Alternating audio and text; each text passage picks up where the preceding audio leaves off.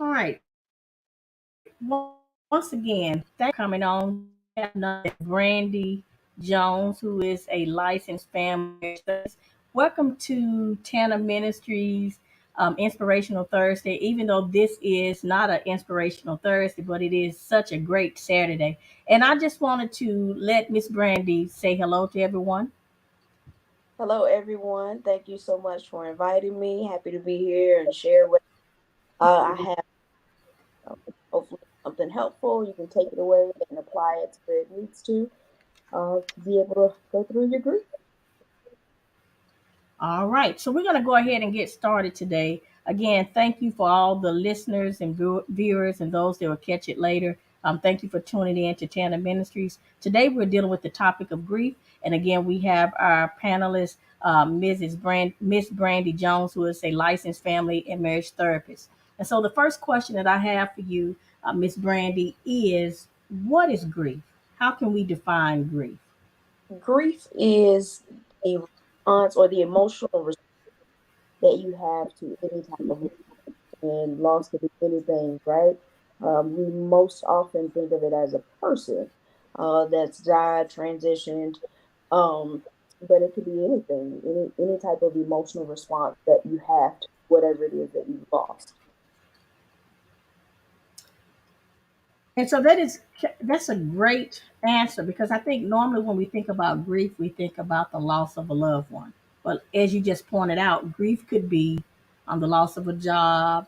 It could be um, a breakup in a relationship, a divorce. It could be so many different things.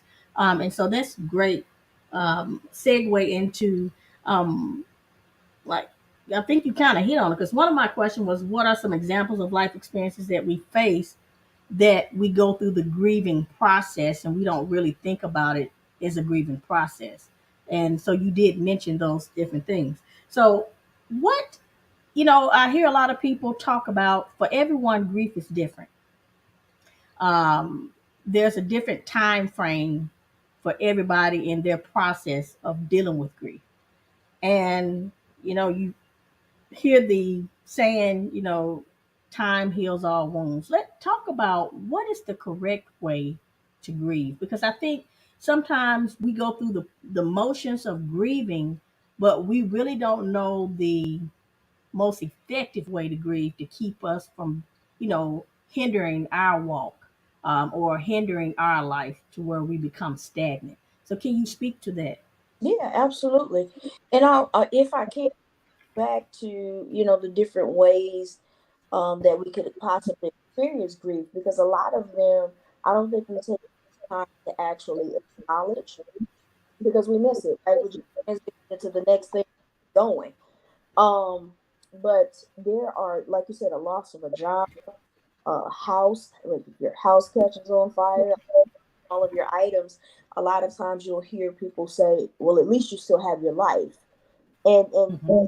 I totally understand that, and we blessed and totally understand that. However, there is a grief in losing anything. You've lost your home. If someone broke into your home, you lost the safety of your safe space.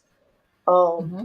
if you go to the doctor, get a not so good report and come up with some type of terminal illness, that deserves grief. It deserves grief from the that love you. Your own grief. If it's you that gets uh, the report, there's so many losses of friendships, losses of relationships. Um, if you're in college and the end of your college journey, yep, it's a nice and a joyous occasion, but there also is a piece of grief because you built all these relationships with school. They're now changing. Expectations are different. Sometimes there's a grief that comes with certain expectations that we have. They're not met. By 40, I wanted to have a family. I thought I would be married. I thought I have my career. The expectations that we set place on ourselves and don't meet the goal, if you will, then those things get grief. So I just wanted to add those two, because sometimes it's possible to just skip past those things or dismiss them because the other side of it looks great, right? Um, but That's then good. you ask the next question of the correct way to grieve, right? I don't Mm-hmm. think that there's a correct way because everybody's process is different. However, there are healthy ways to do it, right? And and there's many different because you'll get people that will tell you don't get stuck in grief or um, make sure that you're processing it or whatever. And it's hard to tell if somebody is stuck in grief because I can place my expectations on you for a person, right? Okay, in 3 years you'll be over it. Why aren't you over it? Well, you have great love or a great relationship with that person, and it may serve Mm-hmm. where you right. So I Mm-hmm. think the thing is just making sure that you're taking care of you and responding and listening to your body as to what you need during the process. It would be the healthy way. Okay, so that's good. So you alluded to there's not a correct way, but there is a healthy way, and that's very important because I think sometimes we try to put a time frame on where we should be, kind of like we do with meeting certain goals in life. We try to attach a time frame, and even though it's nothing wrong with trying to have a tentative plan, sometimes it doesn't work the way we plan it out. But I know with grief, um, as you mentioned, it just depends on the person, and that's very important because everybody should be allowed their time to process the grief. Great answer. Um, so that makes me to my next question. Is there a certain time frame? And the reason why I ask this question is because, say, for instance, you have somebody that maybe lost a loved one, could be parents, it could be uncles or aunts, it could be children, and say it's been maybe 3 or 4 years, and maybe they're still going through the grieving process. They're a little better, but they're still grieving. There's still a process. And you have some people that's on the outside that's looking in that may not really understand why they're still in that place. Can you talk about that? Because I think when you're not in it personally, you can't really understand what that looks like for that particular person. So, can you just speak to that? Because I believe that this session is for people that are actually dealing with grief now, and for people that may not really understand how it affects others because they're not personally dealing with it. Right. I think that we have to be careful in placing our expectations on people where they should be in the process, right? Because Mm-hmm. there are, if we go the textbook way, there are many stages of that go through, and in no certain and somebody may spend 6 months in the denial phase where I don't even believe this person is gone, and something triggers it. We call that piece right delayed grief. They're just, just in that space of I can't believe they're gone, and that's fine. You can stay in that phase as long as you need to, and then you'll eventually, of course, we write supports, right? Move Mm-hmm. through it. But then who am I you after you lost a person that this is where you should be at this point and over it. And I think that's where we get lost or we start the person that's grieving themselves up, which furthermore makes that process harder to grieve because then you have the expectations of somebody else on you or the judgment of why are you still in this phase? This should look better than this by now. And there is no frame on grief. People grieve for lifetimes, right? It's one of those things. You're having a perfect day, it just on you. Some days it feels like it's been forever, and some days it feels like it was just yesterday. And there is no book for that to show you how to. This is how you should be in 6 months. This is how you should be at 12. I think the amount depends on the relationship that you had with the person. Maybe, like you said, a child or uh, a family member, and it's extremely close. That you guys are extremely close. Then it may take you years, and it may take a lifetime, right? But the thing is to make sure that you have the right supports in place to be able to help you, because even though you are still grieving, the world will keep moving and they feel, oh, well, you should be over it too, or why aren't you over it too? Because they're better or they didn't have a relationship with that person. And that's just not not helpful. I like that because I do realize that you said something that is very important. I know when I lost my nephew a few years ago, initially, the grief was just overwhelming. And as time gets, as time passes, I get better. But then I have my days, and I think about him, and especially during the holidays because he's normally around. He would normally be around, and his birthday is next month. So what I find out is that once the initial loss has taken place, you're right. The world goes back to business, and the people that have dealt with the loss personally still have to deal with the loss. Mm-hmm. And it does make what you said makes a lot of sense. We can't inflict our expectation of when people should be through grieving because we're not in their shoes. That is so profound. Like I guess I really didn't think about it the way you said it. Mm-hmm. But that is very um, very profound. I wanted to back up a little bit because we talked about the. You did mention stages of grief. Can you talk about that a little bit, like the stages? I know that it won't be like you go through each stage one, two, three, because you could go to one stage and then go to the last stage and come back, and it could just be a cycle. But can you speak to the different stages and how that affects us? Yeah, sure. Um, well, we had the five stages, right? That's the most popular one. But as years go on, more have been added, and Okay. more that will be added. But you have denial, like I said, where the person is just, I can't believe they're gone, right? Mm-hmm. Mm-hmm. You have the anger, whether that's at your higher power, whether it's at yourself, maybe you didn't do everything. Sometimes feel like I didn't do everything I could have done, or you're mad at the person for leaving. Um, there's a bargain stage, right? Well, whatever your higher power is, if you give them back to me, I promise I'll work on the relationship. I'll make things better. Um, the why me, all those questions that come up.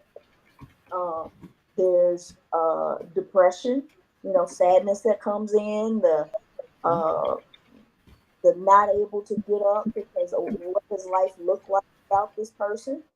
There's the pain and guilt. If only I could have, I should have done. If different, there's the ones that have been added, like the upward turn, where I start to find the better memory, be able to celebrate the better memories, the awakened strength that I find to be able to pick up and go on. Then of course you have acceptance. Okay, this is my new reality, and I have to start to pick up the pieces and move forward, whatever that looks like. Okay. So I was taking notes as you were saying them, and I'm gonna make sure that I have them. Okay. Um,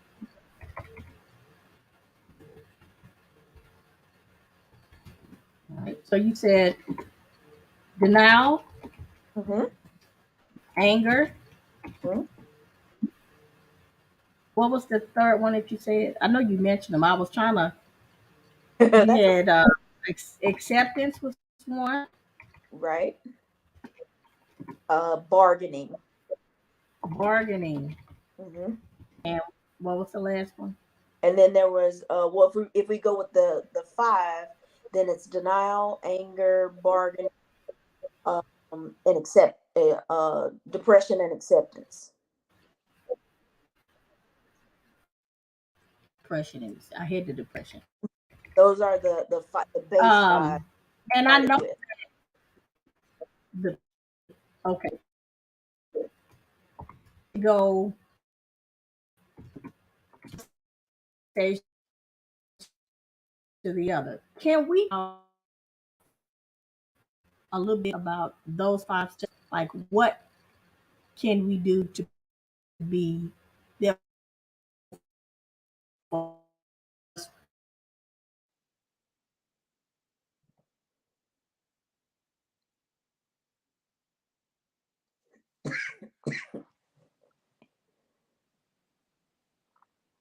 those stages?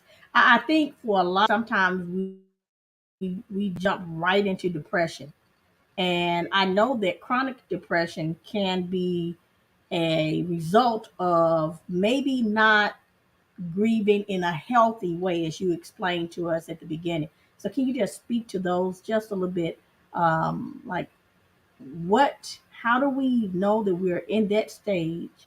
What would be maybe some triggers or either some things to look for, and how do we work through that so that we don't become consumed with the grief? Right. Okay. So the first thing I would say is to actually be present in your body, right? And when I say that, I mean, for example, if we have a physical pain, we acknowledge it. Like, oh, my leg is, we Mhm. realize. We have the same ability with our emotions, right? To figure out where we are, where the pain is emotionally, and be able to respond to it. Because if we have pain, our leg is hurting, we're figuring out, okay, I need to take Tylenol for this. We realize a pain, and we meet the need by giving it Tylenol, going to the doctor, whatever it is. Emotions have a need the same way, and they need something. When they come, they're telling us, hey, this is what's going on. I need something. So then it's our responsibility to answer that need. Whether that day looks like, you know what, I don't have any strength today. I need to lay here. I need to cry it out. This is one of those days. Or maybe this is one of those days where I need to lean on my support system. I need to call. Maybe this is one of those days where I need to get up and move my body, right? Or maybe even whatever that, like I said, that emotion is up for you, being aware of it and not just distracting yourself. Okay, this is a bad day or a hard day emotionally for me, so I'm going to get up and clean the house. Now, granted, that may be a thing, this is what I need today, right? But then we don't want to keep doing that and haven't taken time for ourselves to look at what that we need taken care Okay, so acknowledgement is going to be the first part, to just acknowledge the fact that I am going through a process of grief, of. and it's okay. Um, Okay. and that is true, because I think too, when we're going through a process of grief, maybe we feel that if we grieve too long, or we're not where we think the world thinks we should be, then we have to put on this front. But you're saying to keep it real with yourself, acknowledge it, embrace the process, and do the work to get better in a healthy way, or to move forward in a healthy way. It does not mean that you are negating your feelings, but you are doing what's necessary for you to go through the process. I like that. Acknowledge the grief, because you said, if you are sick, you got a headache, you're gonna go and find something to take care of that pain. Mm-hmm. And so I love it. Find positive avenues to help you to deal with the grief. Yeah, we don't want to go to the self medicating, right? The drugs, alcohol, like I said, distractions. And distractions are sometimes good, but we don't want to keep using those to the point where we're not acknowledging the pain and working through it.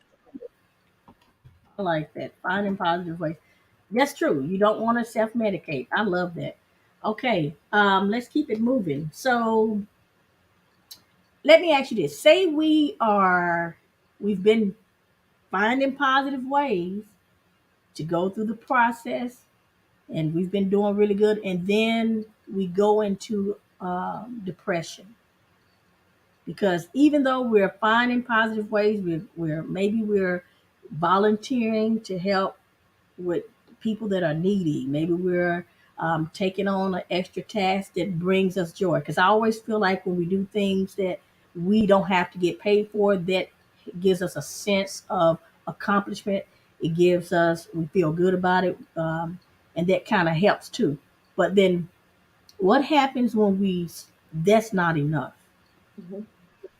I How do we keep from becoming stagnant? What will we need to do next?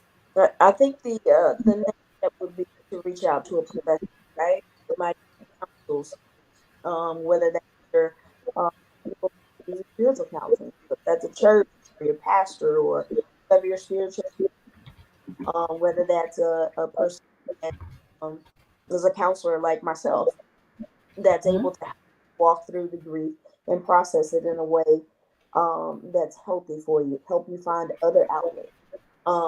Oftentimes people will get to a phase in grief where they feel like nothing is stuff that they enjoyed, they don't enjoy anymore. So then maybe that's a thing of okay, we find new outlets, we find new things that you enjoy, because as people we're also we get stuck in cycles of stuff because we do it right, and then we don't realize things have changed about us because we slow down, paid attention to ourselves, and then something like grief triggers that, right? So then we realize, oh, I don't even enjoy that anymore. But oftentimes you didn't enjoy it already. It's just that the grief highlighted it. So now you realize, okay, yeah, sometimes it could be a thing of okay, I don't enjoy it anymore because my person and I used to do this together. Um, so then you have the professional there to help you process which of those things it is to be able to move. So you're saying reach out to professional help, whether it be spiritual counseling or counseling such as what you provide. Um, but I also heard you say, and I guess this is really good too. You said that sometimes we could be doing things that remind us of the loss. So you're saying that would not be a positive way to deal with it. We don't need to put ourselves in a place where those triggers would trigger us to go back into a depression. Well, And I guess it would depend on the person, right? Because some okay, people use that and it works for them, like it helps. okay, Some people use that and it doesn't help them, and some people use it too early in the process, and it's not helpful. And some people use it too early in the process. I mean, if they use it early in the process and it's not helpful, it doesn't mean that it won't be later in the process. okay. So basically, it's just knowing where you are in your process. Hmm. And knowing what helps you, paying attention to those needs. Let's say you and your person, your thing is movies, and you try to go to a movie and you just can't get through it. Okay, maybe it's too early. We won't throw it away, but we'll table it and then maybe try it later and see how it. Or it may be comforting. It just all depends on the person and you knowing where you are in your process. That's where the acknowledgement comes in. Know where you are and that are helpful for you when they're helpful, right? Because that's important. Okay, um, that's good. Knowing where you are in your process and not getting rid of it, because I've been listening to you since we started talking about the process of grief. You're not eliminating anything. It's more so seeing where you are in the process and implementing those things, taking baby steps until you build yourself up. Hmm. And that's very good because I think sometimes especially when you're going through a process of grief, you want to just eliminate everything associated with it.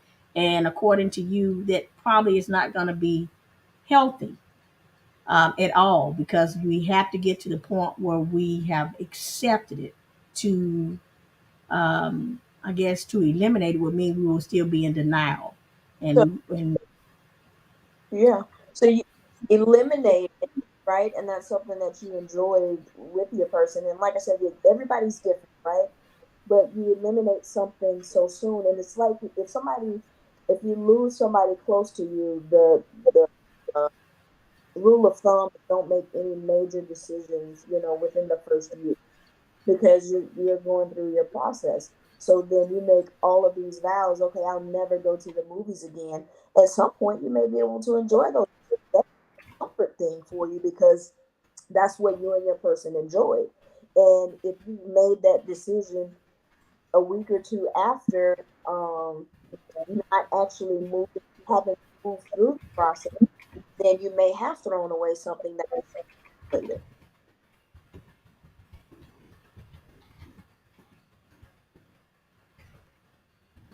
Okay, I like that.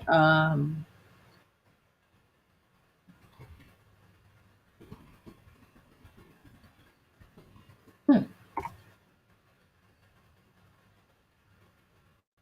So one of the tips you give is do not make any emotional decisions the first year. Right. In any type of, and that with the move too, right? Okay, let's say it's a person that you live with, and okay, I'm just gonna move from this house because I don't want to be in the same house with them. There isn't anything wrong with that, right? But then just the rule of thumb is kind of try to stay away from making major decisions like that because your emotions are running high and probably making an emotional decision versus one that's logical. I like that. I'm gonna actually put this here. I think that is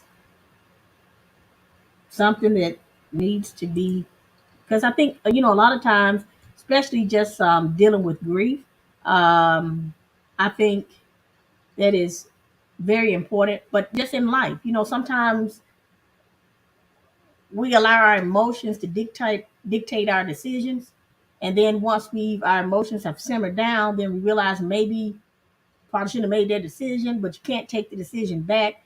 And so I always try to make decisions when I'm not so emotionally driven because your emotions will have you doing one thing today, and tomorrow you be like, hey, I I should, probably yeah, I probably shouldn't have done that. And it's so easy to do because we're by nature we're emotionally driven anyway. But everything that we feel does not necessarily mean that's how it is, because everybody's emotions are totally different. So we have to be very careful not to allow, like you said, our emotions to drive our decisions. Very good. Um, what happens though? Let's just say that we've been in the grieving process and maybe we have not been taking the healthy way. It's kind of like people say you want to eat healthy because you are what you put in your body. So what happens when we have decided to, or we have not embraced a healthier journey with our grief?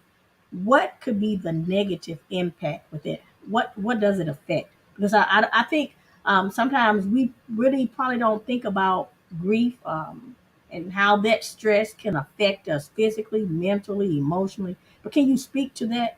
yeah, absolutely. I think one of the things that you brought up, stress, right? That you're under when we're not breathing in a healthy way. It can manifest physically in our body, right? Shows up like headaches. It's difficult to sleep. Stomach problems. It can manifest multiple ways throughout your body. Difficult, right? We don't want to get close to anybody because we're afraid we're going to lose them. Sometimes the confidence in yourself is shifted. Sometimes it's hard to do the day to day function, just the stuff that you're normally doing, going to work, cleaning the house, those things like that. They become very difficult when we don't grieve healthily, spiritually. Some struggle because we're mad at whatever higher power we serve.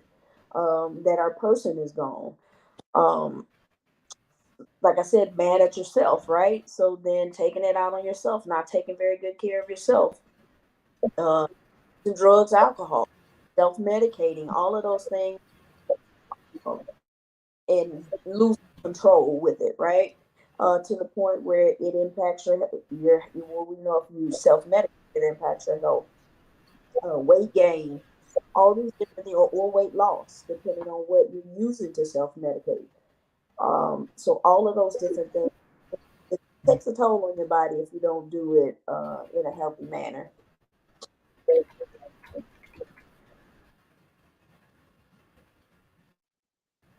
That's true. To just go along talking about the physical and emotional toll that it takes on your body.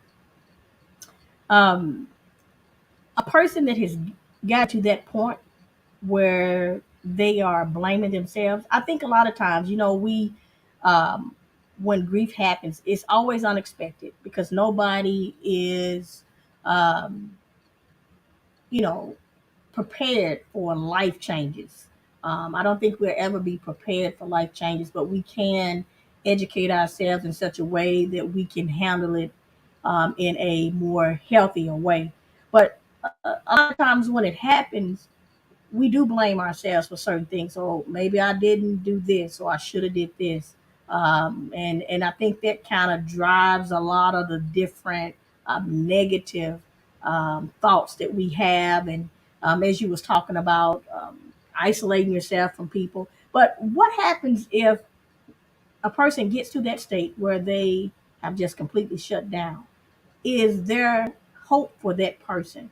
And if a person is there right now, they find themselves drowning in the grief, what would you say to them, to so that they wouldn't feel like they have to be at fault about anything, they wouldn't feel bad about themselves, but so that they know that they're not alone? What would you say to them? Yeah, definitely. You asked if there was hope. As long as they're breathing, there's always hope, right?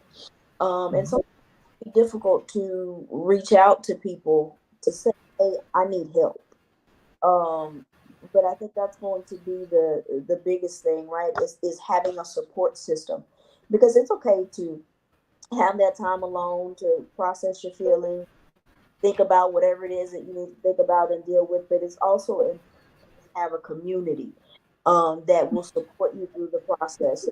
Now, even if that not family, there are grief support groups that who are going through similar situations, and sometimes oftentimes people find that very helpful to have somebody that's in the same stage of grief or the same phase, uh, like we were talking about earlier with people that the world moves on, but then you find that group where they're able to um, they're able to meet you right where you are because they're in the same space with you.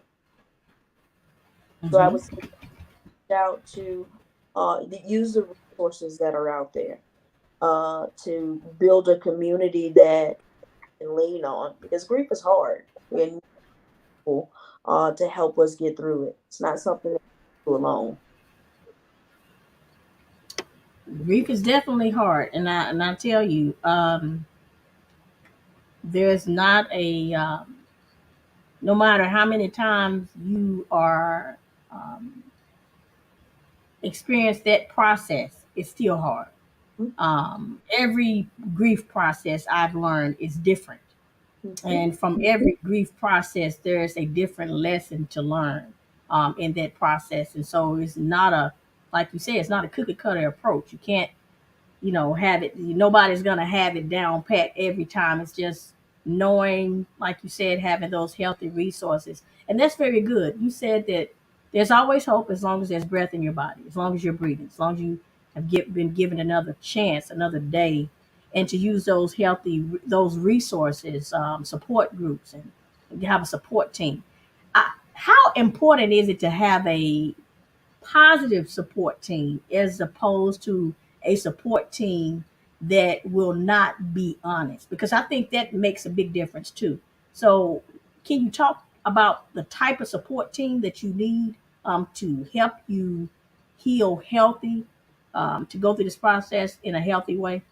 Right. You need support team, one that's patient, one that's kind, one that understands.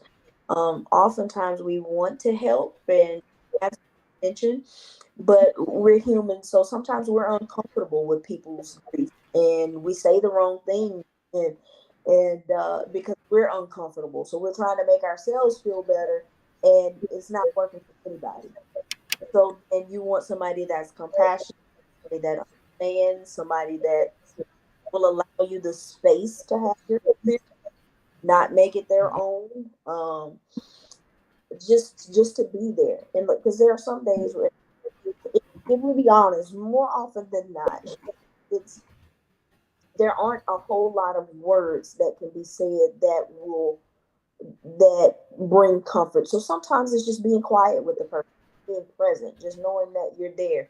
If you know that this person um has to cook every day, somebody that's thoughtful, right? So then you think about them and order a meal for them, prepare food. Um, so stepping in, somebody that will consider all the things that are needed, because a lot of times it's hard to communicate what you need when you're grieving. So then people around you that know the things that how to keep the house running, or how to help keep you running. Because grief will stop you in your tracks. And so those things, when you're in a position that you're not able to think about logically, okay, I need to do this, I need to do that. Somebody that's able to see, okay, this needs to be done. Let's do it. Right. So support in that way. Um, Caring, nurturing, compassionate, patient, non-judgmental, all things would be good characteristics for a support team to have. That's good because I think you're right. You don't know what to say because you don't really know what space that person is in. And so you said something very powerful. Just listen and don't make it about yourself. Let them talk to you when they're ready, but just be there. I think that's the most important thing is to be there. I find that, and maybe because I think as a culture, we don't realize, but I feel like sometimes even in the grief process, we overstep our boundaries when people are grieving, and we don't really realize that we're doing that. But it is very invasive at times because we think that we're doing what's best to help them, but maybe in that particular moment they just needed space, or they just needed a listening ear, or just to know that you were there when they needed it. And I feel like sometimes we try to force things that are not flowing, organically. You know what I mean? Like we're not allowing it to, like you said, to be patient. We're not allowing it to just flow. That's very important. And I'm glad you brought that up. Willing to listen and be selfless. And just wow. Yeah. Yeah. Um, can you speak to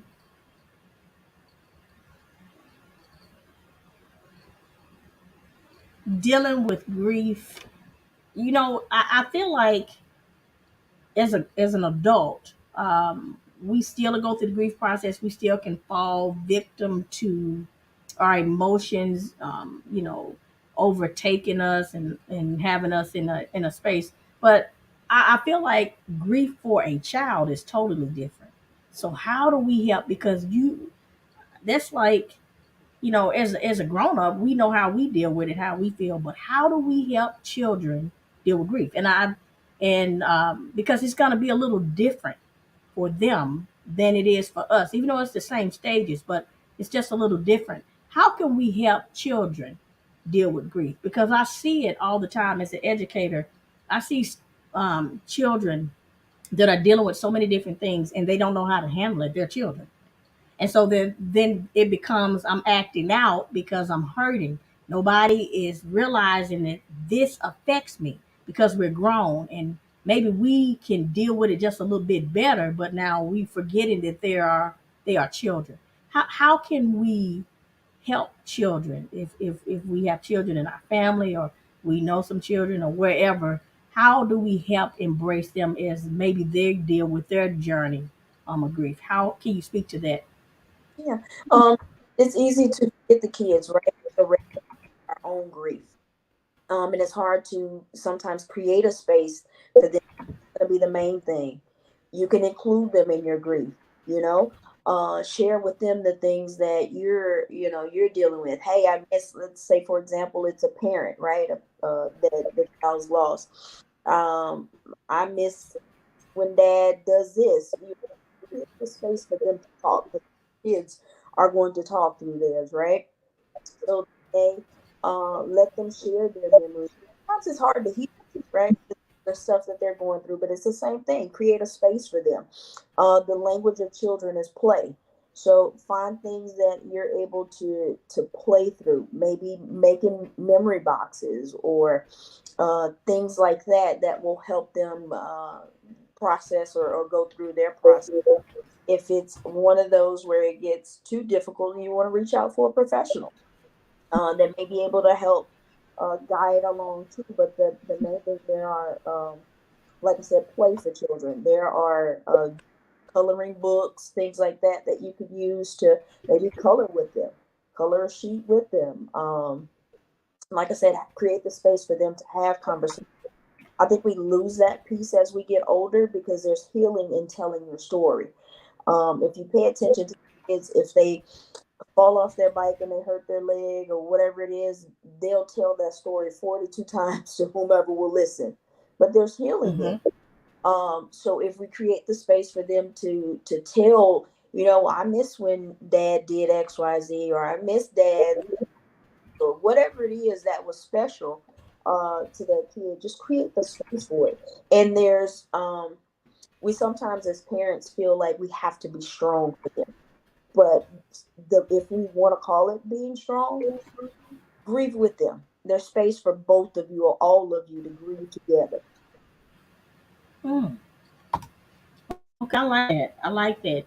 We do feel like we have to be strong, because I think we feel like for them to see us vulnerable, it means that we're not protecting them in a sense. But you made a valid point, because maybe if they see that we can grieve and be okay, it would allow them that same opportunity to be okay with their grieving process. And that's very, very good. And you're right. Um, when you said children, you're right. They'll tell you 100 times the same story if you're listening. I never really thought about that until you just said it. When you say they're willing to communicate, and yes, I hear it all day as an educator. They're really willing to talk to you, and that is a way of healing. And it's an amazing how um, children are willing to communicate when grown-ups want to isolate. It's amazing, isn't it? But I'm reminded of this scripture that says, "Out of the mouth of babes." I Mhm. think it's Psalms 8:2, Mhm. and so we can learn a lot from children, Exactly. because they'll tell you, they'll come out and they'll be like, "Hey, Hmm. this is what I'm dealing with today." And what we tend to do as grown-ups, we withdraw, we isolate. I never really looked at using play as a mechanism to help aid the healing process with grief. That is very good as well. Creating the space to allow them to talk about their journey. I love that. Yeah, Excellent. I would even add to that um, this thing of we what we call strong, right? If we see Okay. continuing to push through, that goes immediately back to work, or because they're still functioning, they're strong. I like that. I cringe uh, because, like, why do we have to be strong, or is that strong? What is that? Like, why do we feel the need to push through things or push past it as opposed to taking care of ourselves? Because if it's a physical ailment, then we sit down, right? Like, we if you were to have who says, "Hey, you need to sit down for get up for doing," right? But then there's grief, and we go back to society gives us 3 days off, and then we're right back at work, and everybody's telling us how strong we are. No, that's not. The strength is in finding where you are in your process and allowing yourself to feel whatever it is you're feeling, and not having to put that face on that you mentioned earlier and smile through.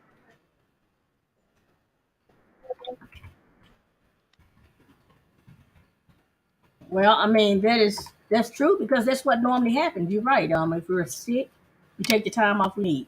When we grieve, we feel like I don't know what that is. I don't know if that's a some type of I don't know. I mean, Like, it happens though because that's what we do. We yeah. like Do you sometimes, think that maybe it could be some type of I don't want to say it's trauma, but like, could it be okay, like the fight or flight type like coping okay, mechanism? like I don't, I don't want to feel this, so then I'm going to push past it. And I think you can only go so far doing that before it catches up, because, like I said, it takes a toll on you physically. You can only do that for so long, and I think that we need to reach. I don't know. Take the word strong from it, because strong is not needed with grief, right? It's just grief is messy, grief is ugly, and it just is, and it will literally pull you down. Being strong, right? So then being able to be in a space, say, you know what, I'm not okay today, and that be okay. You don't have to put the face on and smile through it, and head right back to work and suit up and all those different things. Being able to be in a space where you can say, you know what, today I'm not okay. Today is one of those days. Today I need to take care of me. Okay, look, I'm gonna put this that now that right there, that was it because you said, um, listen, the word strong is not needed with grief. Being honest with yourself about how you feel is more important, and I agree because I'm gonna tell you, you can tell a person that you're okay, but you can see that the person is not okay because being okay is an inside job. Mhm. It's from the inside out. How you feel on the inside is going to show up on the outside. And so you're right. Putting on this front, take strong out of it because being strong is being able to be honest with yourself Mhm. and other people. It's not about, like you said, putting on this front, trying to make like everything is okay. It's okay. And I think, because we live in this world where we feel like we have to present ourselves a certain way for people. And when we stop caring about what people think about us and our own personal journey, then we'll be better people we'll be better for ourselves and the people around us. Because I think that's what it's all about. How do people see us? And we're so caught up with how they see us, and we don't really look at how we see ourselves. And, Mhm. and that takes a toll on us as individuals. Um, listen, I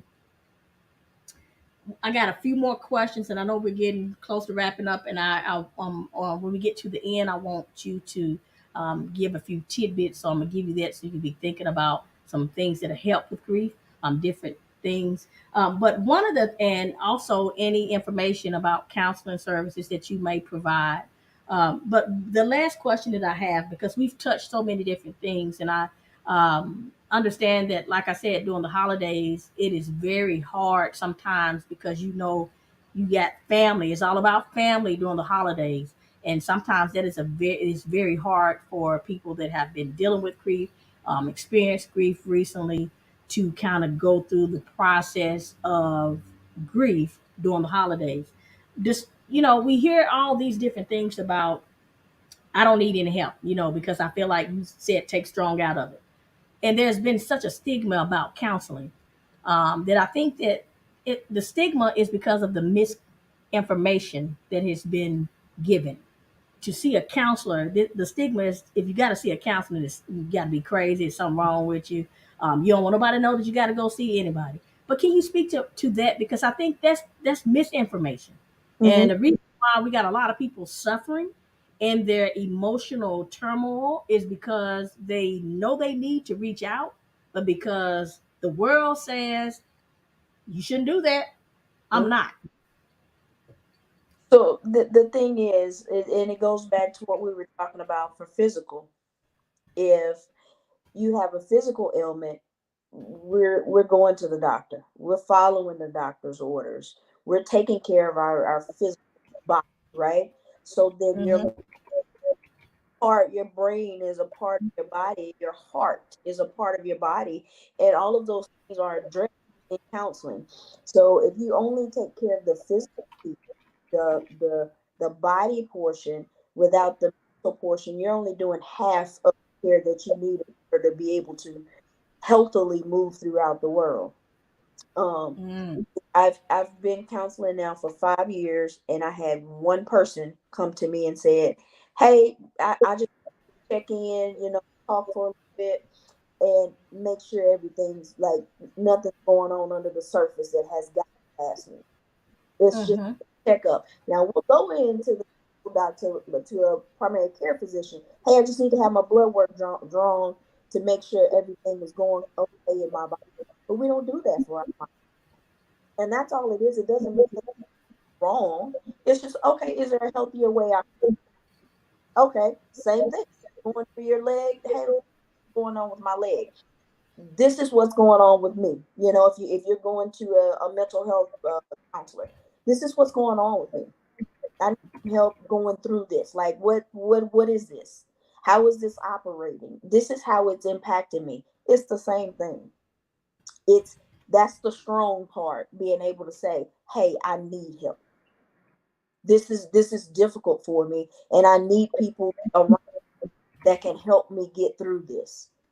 So then, knowing that you need the assistance, and I think the main piece is just disregarding what everybody else thinks. Go love you enough, care about you enough to get what you need. And if that's a mental health person, please look for them.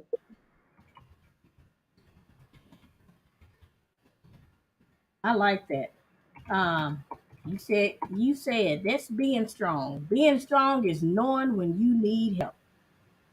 Okay, because you can't be anything to anybody else if you can't be that to yourself first. That is so true. Because we hear it about counseling. Counseling is good. Sometimes you need that person that is neutral to kind of help you navigate through those charted waters of grief. It is much needed so you can see clear and understand, have a voice of reason.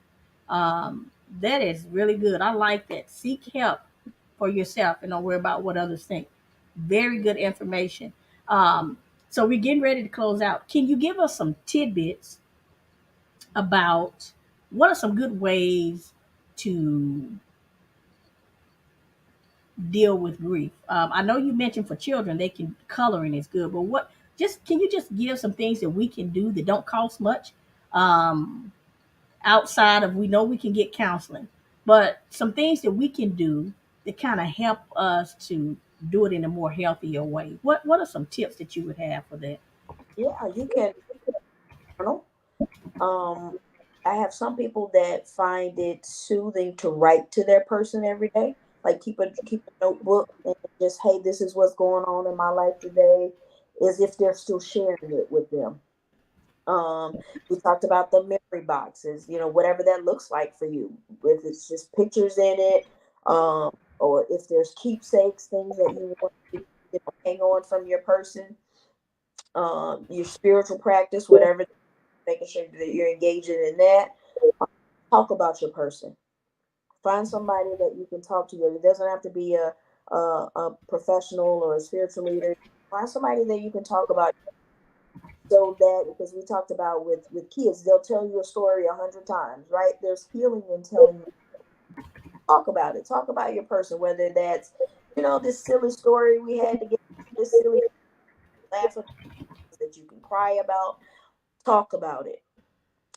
We talked about finding leader, a professional counselor, utilize the resources. A really good, like you said, that's cost efficient. It's a grief group in Memphis called Grief. They offer free counseling for grief. Okay. Even if you don't want to leave home, they have it on video, so you can do Zoom. Um, they have the in-person sessions if you're willing to drive there, but it's free, totally free, and it's all dedicated to grief. So everybody there specializes in grief. Build a support system, um, people that you can lean on, people that you can talk to, people that will won't rush your process, won't judge your process, that are safe for you. Make sure you're taking care of yourself, whatever that engaging in activities that you like, that you um, being outside in nature. All of those things are things that you can do to make sure that you're healthily moving through the process. Okay, I'm going to get that group again, and then I'm gonna get your credentials as well. Let me. Wait. So this is a free grief group Hmm. in Memphis. And what was it called again? It's called Good Grief. Good grief.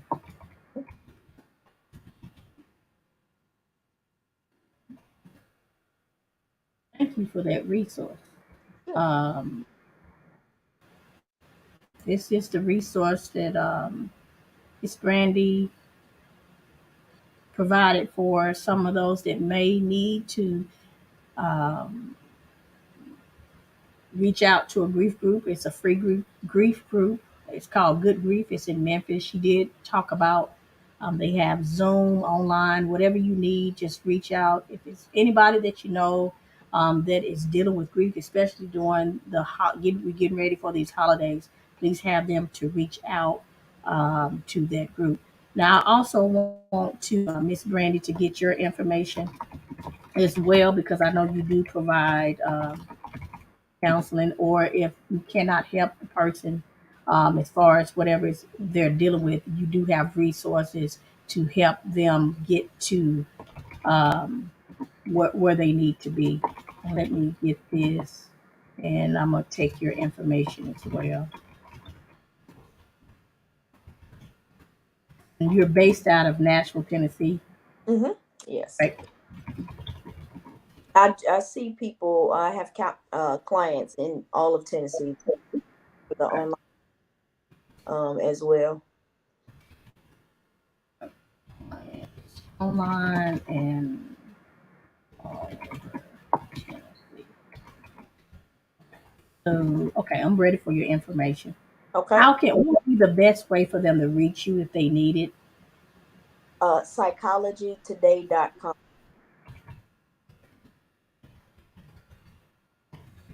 and then just type my name in the search engine, Brandie Jones. Okay.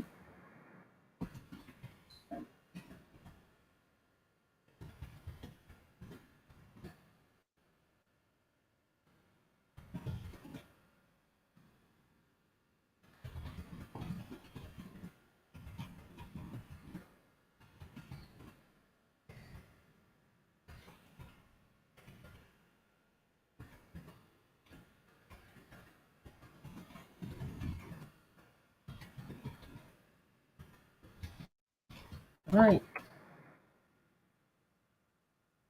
All right. And so those that are needing to reach out to Miss Brandy Jones, who is a family and it should say marriage therapist. I guess I was typing so fast. I didn't. Let me see if I can edit. Oh, it won't let me edit. Well, I apologize for that. I was typing so fast. But she is a family and marriage therapist that is based out of Nashville, Tennessee. She does have clients, online clients, and they're from different places. And she also has clients that she sees from all over the state of Tennessee. Um, she did say that you can reach her by typing in psychologytoday.com in your search engine on your online, and then once you get to the Psychology Today web page, you type in her name, Brandie Jones, in that search bar, and then her contact information will be available to you. Please reach out if you need any further resources. Brand has a vast of knowledge, and she has a plethora of other resources to connect you to, is able to help you. That you want to say, Miss Brandie, before we leave? Well, like I said again, appreciate you having me here, being able to share with you all, getting something that you're able to and apply to go. I'm available if you do need to reach out. If you have a question, my email information is on the Psychology Today. Just click the email. It doesn't have to be pertaining to counseling. It can be just looking for another resource, different type of whatever it is that you need. Reach out to me. I'll be happy to point you in the right direction. Or if you want to work with me, that's fine as well. But please, please, please, just take care of you. Love you enough to take care of you and for help. Thank you. And I also want to thank you as well for coming out today.